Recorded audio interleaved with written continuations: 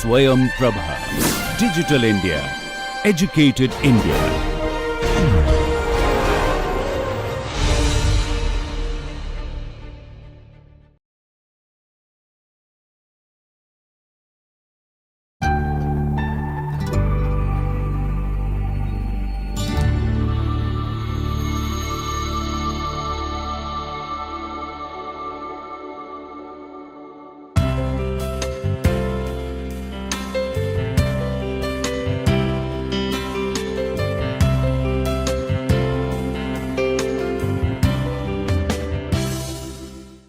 Dear participants, in previous session also we discussed some of the important metrics related to the employee development. So, our focus was on error matrix and how you can develop the employee development plan by analyzing the errors that are taking place within the organization. So, now we will learn few more matrices so that you can develop the better employee development plan within the organization. So, let us start with what we will learn in this session. So, in this session we will learn four things. First is employee need assessment matrix. So, how the employees need for the development should be assessed within the organizations. What is the mechanism, how you can organize the data, right? So, that is what we will understand. Second thing, that coach performance analysis, how we should analyze the performance of the coach, right? So, that is what we can discuss. The same way mentor performance analysis. So, coaching and mentoring both are the employee development activities. So, how we should measure the performance of the coach whoever is giving the coaching, and how we should measure the performance of mentor, right. So, this basic difference about coaching and mentoring you would have learned. So, we will not discuss about what is the difference. And next important thing that we should understand, what are the outcomes of coaching and mentoring session, right. So, if somebody is giving the coaching to the individual, then what are the outcomes, and if mentoring also, then what are the outcomes. So, how the analysis of this coaching and mentoring outcome should be done. So, these are the four things that we will learn in this session. So, let us start with employee need assessment matrix, right. So, for assessing the employee need in the organization, I always suggest for the development, for specifically I am talking about the development, we should go for 360 feedback. So, feedback from self, right. So, what is the rating for the self? So, here what you can do, here you can write the skills which you are. So, decision making, right. So, decision making is a skill, right. Ability to handle the customer, right. So, ability to handle the customer, right. Dealing with peers, guiding the subordinate, right. Working with supervisor, right. So, that is how you can make a list of all those skills, right. And then you can ask him to give a self rating, right. So, for a self rating, for any kind of rating that you can develop 1 to 7, 1 to 10, 1 to 5. So, any interval scale that you can take to rate these skills 1 to 5, 1 to 7, 1 to 10, because ultimately you have to calculate the average and then you have to understand. So, for the all skills, what is the self rating, right. And then for the same skills, what is the average of peers. So, if let us assume in his team 5 people are coming. So, what is the 5 people's rating? So, 5 people have given the rating. So, now you can average that rating and you can put it here for these particular skills. And then what is the rating of the supervisor? What is the rating of the supervisor? So, under whom that person is working, then you can take the rating from that person. So, if organization is having the matrix structure, so in that case multiple supervisor may be there, that multiple reporting head may be there. So, in that case you can take the rating from the multiple supervisors and then average it. If single supervisor is there, then you can take the single supervisor rating, and then average subordinate rating. So the moment you will get these ratings for the particular skills related to the individual, right, or department wise, that you can say if you want to highlight the weaknesses of the department and strength of the department. So whatever work that department does, for that also you can do this rating analysis. 360 feedback you can take for the department also, ki how this particular department is performing, right. So once you will collect these all ratings, you arrange these all ratings. Again, I always say department wise, age wise, gender wise, right, these all ratings that you can arrange. So whichever rating is having the higher level of mismatch, right. So somebody is giving here, let us take 1 to 10 is there, and for one particular skill one individual is giving 10 out of 10, right. Average peer rating is 4, supervisor rating is 3.8, and subordinate rating is 3.7, right. So in this case you need to do the analysis, right, but there is much problem is not there, because most of the people are saying this person is below average for this particular skill. So in this case you need to identify ki why this problem is there. So if you remember in the previous session we discussed a low confidence error and high confidence error. So in this case employees are likely to commit high confidence error, because that person is very confident about his skill, but peers are not. So this person is very confident, so that person will take a decision about, whenever that person in a situation, he will take a decision, he will do the same activity about which he is confident, right. But reality is that person is not capable of doing that particular job. So when you are not capable of doing that particular job, you will make a mistake, you will make a error, right. So such kind of error may come. So when you are doing this skill rating analysis, through this also you can predict when person is likely to make high confidence error and when person is likely to make low confidence error. If I reverse the situation here, person also gives the rating of 5, right, for one particular skill. So in this case you can predict this person will make a low confidence error, right. So low confidence error. So if you have this rating with you for the various skills, right, so you know in which situation that person is going to make low confidence error, in which situation that person is going to make the high confidence error. So that is what you can analyze through this. This is the one analysis that you can do it. Second analysis that you can do it, you can, if you want to understand ki how the workplace power and politics is there. So if person is rating for one any skills, person is rating 6, peer rating is also 6.5, right, and supervisor rating is just 1 and subordinate rating is close to 5.5, right. So here clearly you can see that the supervisor is doing something. So this is the case that you need to investigate. So all things are right in an organization or not.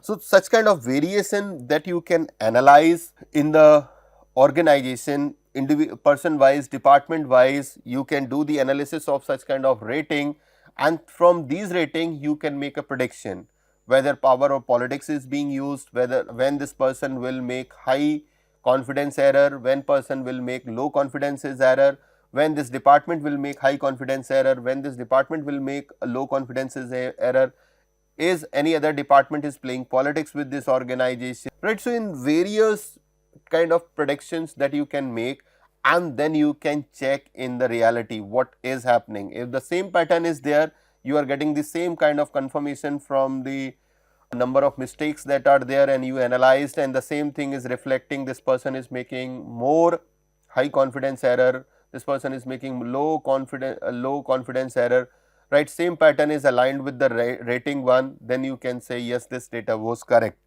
And the moment you have analyzed this data, you have understood when this person will make low confidence error, when this person will make the high confidence error. The moment you have understood this, I already said we will discuss for which type of error, which type of developmental activities should be planned, right. So as of now you already know 4 type of developmental activities are there, right? Job experience is there, online programs are there, self-directed programs are there, full-time course is there. So, such kind of some developmental activities are there. So, when you should train a person, or you should give which type of developmental activity you should align with low confidence error and high confidence error. So, now you can calculate the percentage of people, high confidence error, how many percent, what is the percentage of people are there in a department who are likely to commit high confidence error, low confidence error, and then you can make the development plan accordingly, and then you can decide for which activity what is the percentage of the people will go, right, for a will undergo the developmental activity. So, this rating I always suggest, because this will help you to understand the employee's need better. But in this case, what do you have to do? You have to make a list of the skills for which you want to develop the employee. And second thing, you can make this list department wise also, ki what kind of skill level that you want to develop in a department also. So, these skills are there, rating is there. So, this rating will tell you the actual status of the skill set. If out of 5 most of the skills are getting the above average or towards the higher side of the rating, then you can say that for these type of skills we are not supposed to develop the people. These are not the top priority area. So, wherever people are getting the low performance rating as well as high, the skills are high in demand in a nature, because organization has to perform that job. So, then you can give a priority to those kind of skills to develop first, and then in a future you can think about some other skills also. So, that is how you can decide the priority for the various type of skills that you need to develop within the organization. So, that is how you can analyze the need of the employee and need of the department for various types of the developmental program in the organization, right. So, if employee is dealing with the customer, right, then you should take the customer feedback or customer rating also. If so, some of the organization that you will see, some people do not deal with the customer. Like, so if I take the example of hotel industry, so in a hotel industry 4 departments are there. One is a front office, right, second one is the service, F&B service, the food and beverage service, and third one is the housekeeping, right, and fourth one is the food production. These are the 4 major departments.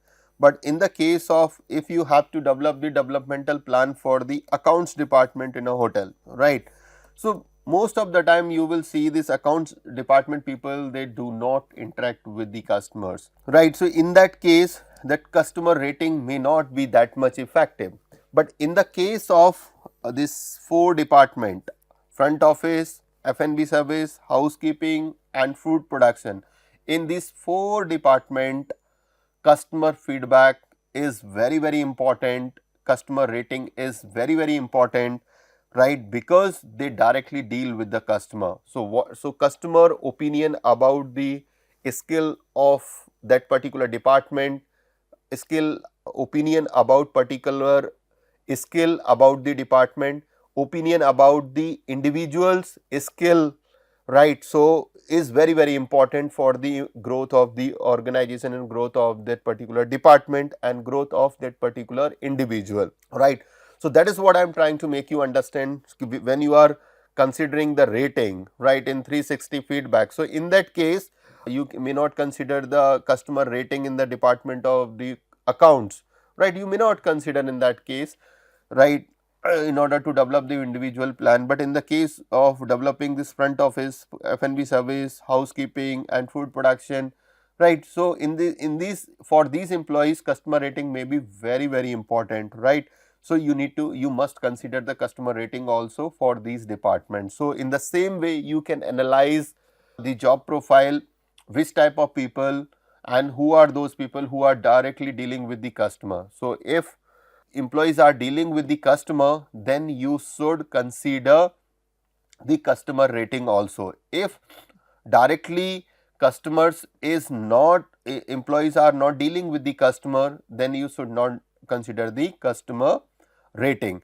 But in the case of account department, what you can consider, you can consider the customer rating for the process of this accounting. You can ask the question related to the billing, right. So individual, but that customer may not be aware about it, which person is doing the billing in the hotel, right, but that person has experience, this person has made a payment before a check-in and at the time of checkout also. So whether that process was smooth or not. So related, so when customers are not dealing directly with the customer, so you can take the customer rating for particular the process which is performed by the individual, right, and then overall feedback that you can take, and accordingly you can discuss with the employee. So that is how you can use the customer rating in order to develop the individual development plan. So when employees are dealing directly with the customer, directly take the customer rating for those employees. If not, then take the opinion about the processes which is performed by the employee, and then you can consider these customer rating for developing the individual plan also. Now let us come to the next aspect, that is the coach performance, the next, right. So coach performance, now you have to measure. So let us assume you are having the 10 coaches in the department, right. So under 10 coaches are there in one department. Under each coach 5 employees are being trained, right. Let us assume they are trained for 1 year. So after 1 year, what is the average performance rating of these 5 employees, right. And then second thing that you can say, employee satisfaction score.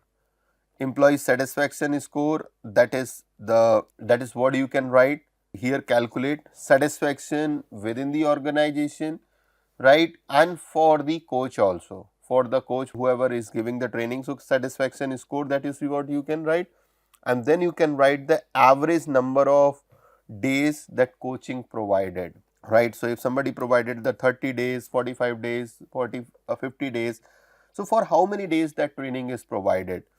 So if you can analyze this, so average rating, performance rating is improved, and employee satisfaction, both things are high, employee satisfaction also high and performance rating also improved. So on the basis of this number, that you can decide the effectiveness of the coaching, right, effectiveness of the coaches, right. So if performance is high, satisfaction is high, so it indicates that that person was able to develop the employee for a particular skill, right. So that is what this thing that you can do. So in organization, one more thing that you can do, so department wise coaches that you can, coaching programs that you can analyze, as well as one more thing that you can see, sometimes some of the organization hire the coaches from the outside of the organization. So here you can do the comparison between internal coaches versus external coaches, right. So internal coaches versus external coaches. So in the case of internal coaches coaching program, what is the average performance rating and employee satisfaction, and what is the average performance rating in the case of external, right. So if you want to do the analysis, now IPL is going on. So in IPL you can identify the number of teams are there, right. So let us assume RCB is there, right, Rajasthan Royals is there, right. For each team you can identify the coach is internal means from India, or external, right.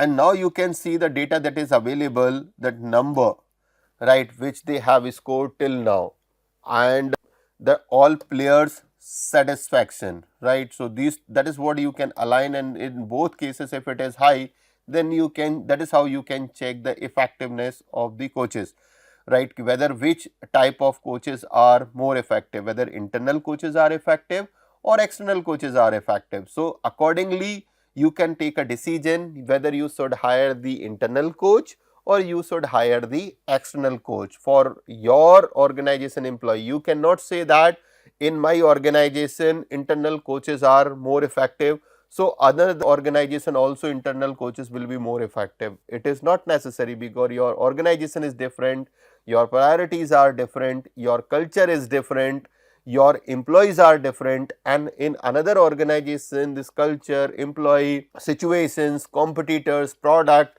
everything is different. So what suits to you may not be suitable for another organization, but you need to understand what suits to your organization, whether internal coaches suits to your organization or external coaches suits to your organization. So in that case you can measure this performance rating, satisfaction score, and number of employee that coaching is provided, right? And then you can do the analysis which type of coaches are more effective for your organization. So similarly I would suggest to do the similar type of analysis for the, in the case of the mentoring process also, that is what you can also do it, right? And that is one more thing that you can add into this: average promotion rate, right? So basically I am asking from one level to another level, how much time or how many years these employee take, right? Average number, like 5 employees are there and each of them have promoted from one level to another level the moment their developmental activity is over. So that also you can compare with one coach to the another coach. That is what you can compare. Employee productivity also that you can add it, right? Employee productivity, that is what you can add it. And if somebody is working in the sales department, then achievement of that sales target, that also you can add it, right? So that is these are such, that is how you can develop some more parameter to understand the coaching program effectiveness and mentoring program effectiveness, right? So but this analysis, if you will be able to do it, then you will be able to understand which type of coaching and mentoring you should design for your organization. Internal coaching system that you should develop, or external coaching system, that is what you should develop. So this is the one decision that you can take it. Second decision that you can take it in term of the department, in one particular department, who is the best coach, right? So based on this data you can decide who is the best coach. So if you want to develop this developing plan, then which type of candidate you should give to which type of coach, that is what also you can do it. Because in a assessment you can assess the personality of the employees and coaches, and then you can assign these employees to the various types of the coaches, so that their alignment is there and satisfaction will be high, and transfer of that particular skill may be very smooth. So department wise you can identify the best coaches, best mentors through this system, and accordingly you can reward them, you can acknowledge them, right, for their coaching that they have done for the various types of the employee. And in future you can engage them more in coaching and training programs, right? So that is how you can assess the performance of the coaches, internal coaches, external coaches, and then you can rank them accordingly within the organization, right? Next thing that all of you would like to know, that how, what would be the outcome of the training and mentoring session, right? So now what I have done, I have divided these outcomes into 3 categories. So one is a dysfunctional, another one is a ineffective, and marginally effective. If you want to add one more, you can add one more, effective, right? So that is how you can divide these programs into 4 outcome of the training program into the 4 categories. So ineffective, after the training program you saw deviance behavior has increased, right? And you saw increased turnover is there, people started leaving the, right? So that is the dysfunctional coaching and mentoring program. Although that skills might be increased, but still people are leaving the job, right? Deviance behavior, that non-compliance behavior has increased. So such kind of things are happening after the coaching and mentoring program within the organization. Then I would say this coaching and mentoring programs are dysfunctional, right? And second category that I keep, ineffective.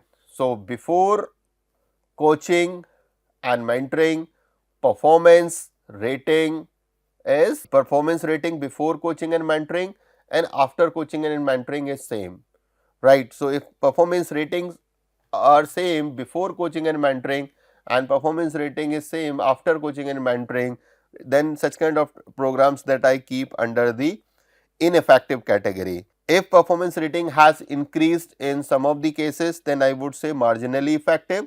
If drastically it has changed, it has improved, like somebody who was getting out of 5 just 1, and after coaching and mentoring started getting 4, 4.5, right, then you can say this is a training program which is very effective. So, one of the parameter that I suggest that you can use to check the effectiveness of the coaching and mentoring program is, that is the performance rating. So, based on this performance rating, how many people that have gone this is coaching and mentoring program, and before the coaching and mentoring what was their performance rating, and after the coaching and mentoring what is their performance rating. So, that is the one performance rating criteria, that is what you can use it.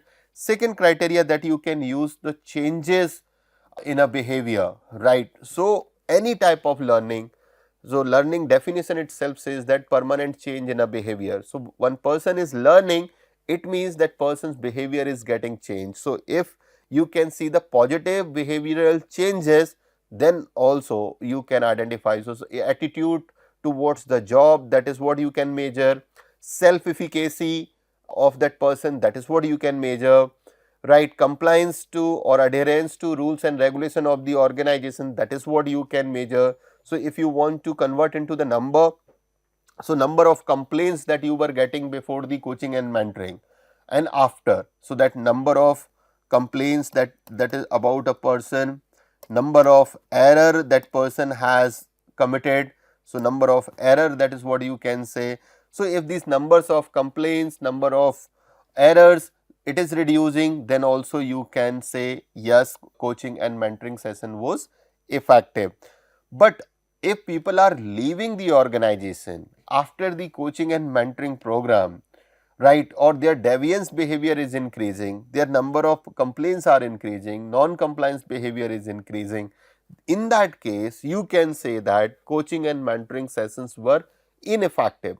So, whether you have to continue these coaching and mentoring sessions within the organization or not, right, the decision that you have to take. So, based on this analysis you can take this decision, right. So, you have understood the outcome of the training, coaching and mentoring program. You can analyze it, number of complaints, if complaints are increasing, so number of non-compliance behavior is increasing, deviance behavior is increasing, you found most of the coaching and mentoring programs are dysfunctional, then you should discontinue with such kind of coaching and mentoring program, or you should discontinue with such kind of coaches and mentors, you should not continue with them because they are dysfunctional, that effective outcome is not coming which was expected from the coaching and mentoring, right. But if you are finding that in most of the cases performance rating has increased and you found the coaches and mentors are effective, then you can promote such kind of coaches and mentoring programs within the organization for the effective development of the employees in the organization. So, that is how you can use the numbers in order to take some of the decision related to individual within the organization. So, I hope you would have learned about some more matrices related to the employee development. So, thank you.